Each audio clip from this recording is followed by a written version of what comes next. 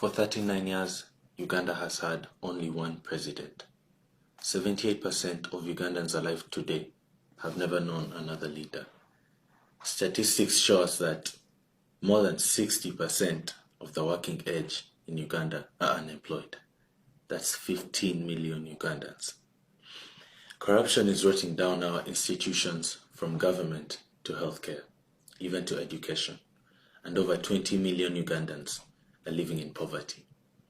If you are watching this video and you have a job, you are very lucky. This is not by accident, it's by design. And the presidential election in 2026 is our moment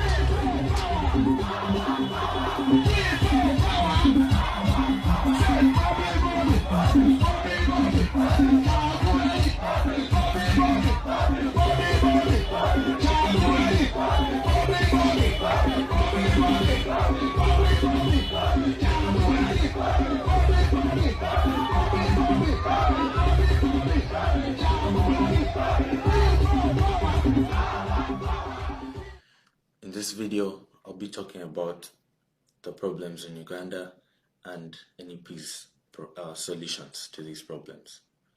For unemployment, when Uganda's economy may appear to be growing on paper, but in reality, it leaves most of us behind.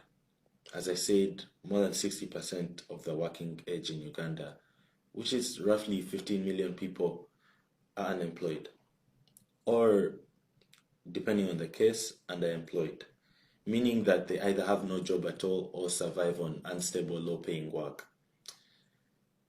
In this crisis, we might not give it as much importance, but it's one of the most serious challenges facing Uganda today, where every year about 400,000 youth enter the job market to compete for only 90,000 available positions. This means the majority of young people, even those with degrees, remain jobless or underpaid. We've seen this in our country.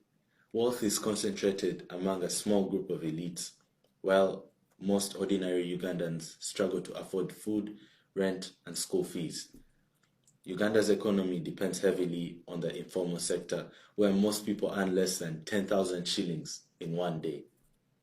With no contracts, no job security, and the main cause of this isn't that Ugandans are lazy, but that the system has failed to create opportunities. Corruption, poor planning, and lack of industrial growth have left millions of Ugandans struggling.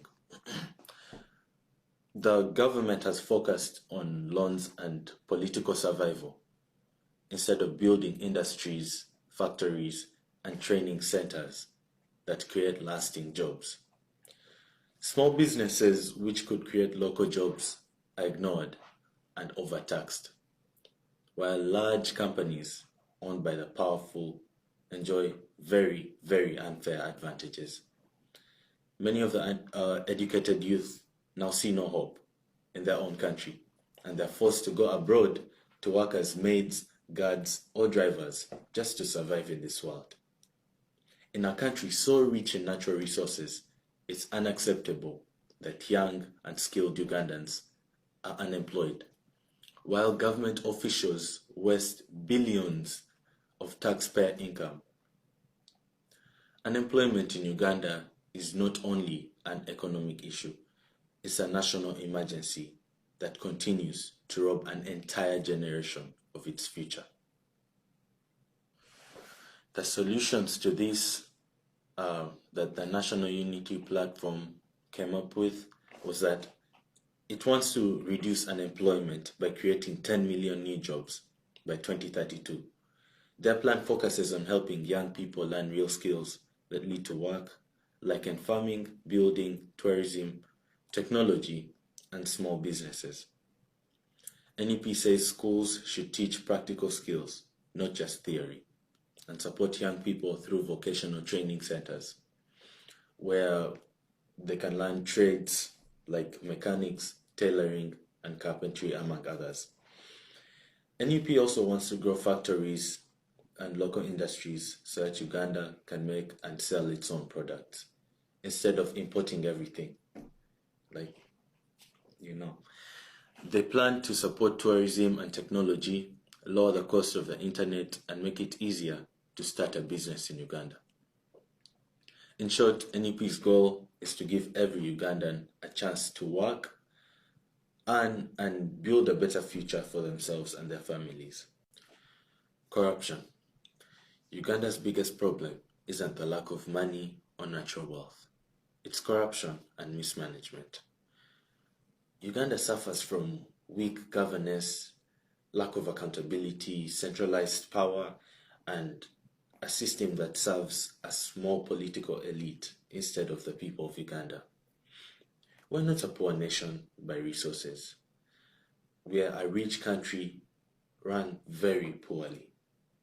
We have a wealth of natural treasures, from tourism and forests to oil, minerals, and fertile land.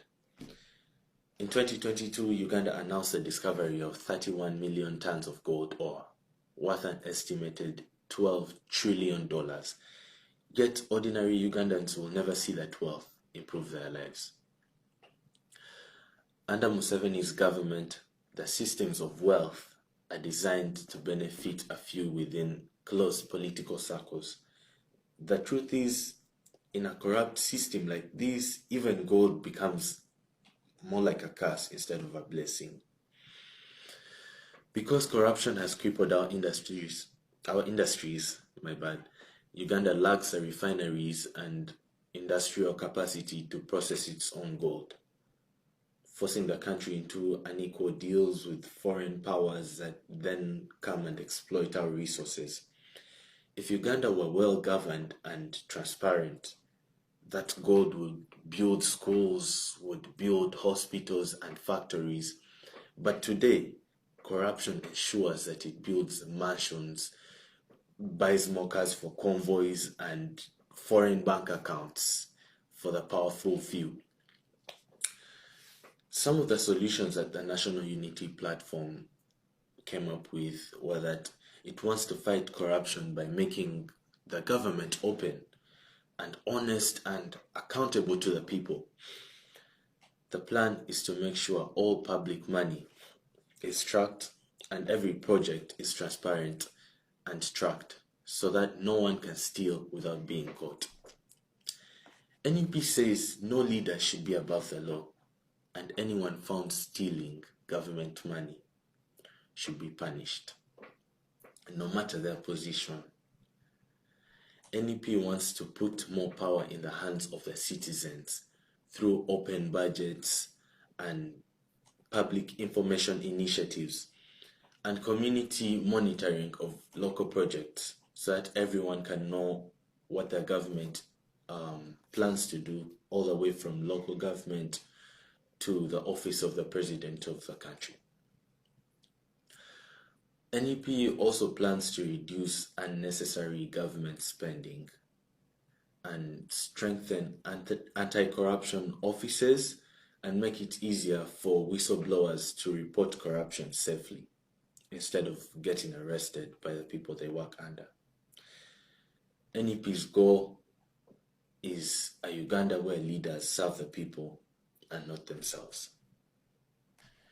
Now let's talk about education and healthcare. In Uganda, many children don't finish school because of high cost of education, poor facilities, and lack of teachers in schools, especially in the more rural areas.